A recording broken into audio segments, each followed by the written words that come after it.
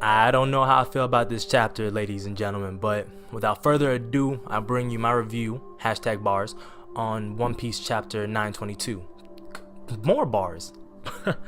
But I take you back to chapter 921, where we all had that great reveal finally after all these years of Kaido and his long-awaited Devil Fruit ability. I don't think, just to be honest, I don't think we had any indication that he would have had something other than a Zoan type Devil Fruit. I mean, you can't be king of the beasts and have a Logia or a Paramecia type Devil Fruit. But anyway, this chapter starts off with everybody standing outside of Odin's castle, and they're all in just shock of seeing Kaido and him actually showing up. That was like the biggest thing. They were just like, wow, Kaido actually showed up here in Leftover Town, because nobody had predicted he would. You can see it all on their faces. It's just plain as day. And Law, he's just scared shitless. Law wants no smoke with Kaido. He's about to piss himself. It's just very apparent that they're not ready for Kaido. At that point, up until this point, people were always saying, I was like, oh yeah, if they have enough people, they could take on Kaido.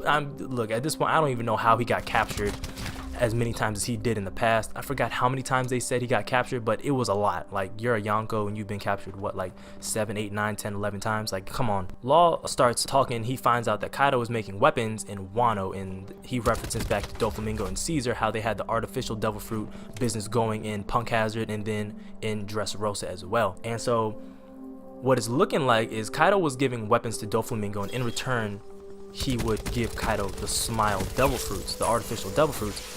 We all know how that went, because Luffy and Law went fucking Boston Tea Party in Dressrosa and dismantled the entire establishment, right? Dismantle this oppressive establishment, board by board! I will saw the tables of tyranny in half! Gnaw at the ankles of big business! So he definitely wasn't trying to let Dofi get his shine on. So, with that being said, Kaido has been knew that Law and Luffy was behind that. He's found out a while ago, and now he's found out that they're in Wano, so of course he's going to show up. Like, I don't understand why they thought anything else would have happened going to Wano. You know he's there. Now he knows you're there, and you're shocked that he showed up. That doesn't make sense. You can't be shocked. That's like, have you ever planned something and then you actually go through with it? Like bungee jumping or skydiving, for example, right? The shit sounds good in your head until it actually comes time to do it. So that was Law this entire chapter. He was not with it. It sounded good on paper until it was time to implement what it is that you put on that paper. So after they see Kaido, Luffy does Luffy shit and takes off running towards Kaido. Down the hill, down the mountain, he's going full speed towards Kaido. And Law is fed up at this point. He pursues him, but he tells both the crews, you know, his Heart Pirates and the Straw Hat Pirates, to stay back. And then he says, they only found them out, referring to Law and Luffy. Like, come on, bro. You think that they think that you two came here solo to Wano? Nah, bro. They know all of you are there. Don't play yourself. Like, that doesn't make any sense. How are you gonna be like, they only know here? Nah, you came with your crew. He came with his crew. Like, running a solo mission against a Yonko, that isn't... How is that gonna play out for you? Especially given the fact that he is running towards Kaido, a Yonko. Nah, fam. I would smooth be like, alright everybody, change your plans. It's now or never, because Luffy gives no fucks, and he has never been with planning anything. I don't know why Law didn't learn from Dressrosa, because the same thing happened in Dressrosa when it came down to fight Doflamingo. No, Luffy just charges head in. He doesn't take into consideration the people he's around, the people he's with. He didn't give any orders to his crew. He just does Luffy. But anywho, so the scene cuts, and now we're on page 6, and it flashes towards Leftover Town where Kaido is, and he is just causing destruction and wreaking havoc on the town and the people there. Everyone's running and trying to hide because he's just there fucking shit up. So then my man's Kaido spots big boy Shutenmaru, and he calls him out like, hey yo Shuten, I remember you, bro, but I'll let the past be the past if you join me. And then Kaido starts laughing, and then he hiccups, right? So now we're on page 7, and then page 8, Jack is looking at him like, this fool is drunk. Ladies and gentlemen, Kaido is out there drinking and flying. Now, I'm not one to judge, but my issue is, if Denzel isn't allowed to drink and fly, then Kaido shouldn't get a pass either. That's all I'm saying. Moving on. So, page 9. You see a little more into Kinemon, and you find out that his wife is actually in Leftover Town, and that she never remarried after 20 years. But the problem is Kaido is in Leftover Town and everything going on, so he's being a good husband and rushing headfirst into danger for his wife. So I clapped it up for him, you know, I gave him a little golfer's clap, a little applause, because look, I love my wife, and I will honor the vows that I take. But nowhere in those vows did it mention a dragon attack. That's all I'm saying. That's all I'm saying. He's going the extra distance. I think if we take the vows, they should be all inclusive, so I know exactly what I'm signing myself up for.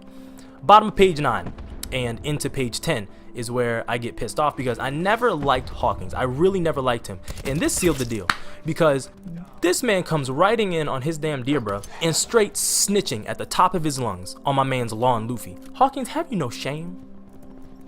Just sold him out to Kaido, right? Sold him out to Kaido. So now, I mean, this is the thing. He tries to flip it and tell Jack I lied to stop his rampage, but you knew what you was doing, Hawkins. You knew what you was doing. Hawkins doesn't get a pass for me.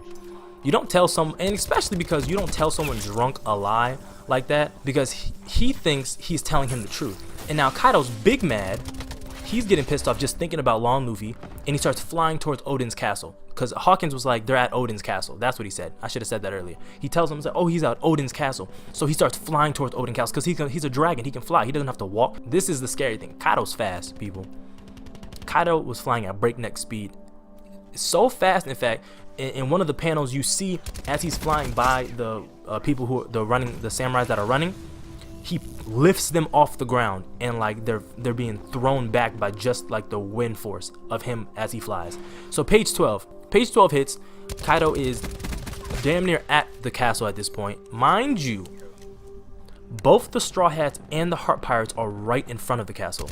Kaido actually stops just short of the castle where Luffy and Law are running. Kaido's head stops right next to them, but you know, he's in the air, so he's not looking down, he's staring at the castle. Kaido stops literally right next to Law and Luffy, opens his mouth and unleashes a damn Hadouken laser at the castle and obliterates the whole thing. Shit's gone. Now understand, people, this is a shonen. This is a shonen anime, and you know, main characters rarely die, but with Oda choosing to go in this direction, knowing that the Straw Hats and the Heart Pirates are literally right in front of the castle, not kind of in front of the castle, not towards the side or in the back, in front of the castle. Well, that castle is gone. Gone. Oda's chosen to go in this direction. I don't even think he could write his way out of this by making it so that the Straw Hats and the Heart Pirates come out unscathed, right? Somebody is dead from that attack. Look, I don't give a fuck. Somebody is dead. If they're not killed, then they're severely maimed or injured, missing a limb, a hernia, something. They cannot come out unscathed. A little dust on their clothes, nah fam, they're messed up. So page 14 hits, and we're on the final page. Luffy jumps in the air and he brings down an elephant gun on Kaido's head, and which appears to have knocked him out, but it's still less impressive because he's drunk. But anyway, that's what happened, people. I hope you enjoyed this review. That's all I have. There should be another video coming soon. I want to address Luffy. I want to address Luffy and his fights up until this point, because I know a fight's coming after this, either against Jack and Hawkins or what have you. But I really want to speak on Luffy and him fighting ever since the time skip. But anyway, everybody, that will do it for my review on One Piece manga chapter 922. If you enjoyed the video, please drop me a like, comment, and subscribe. There will be more videos to come in the future, and if you have any suggestions, please feel free to message me with those as well.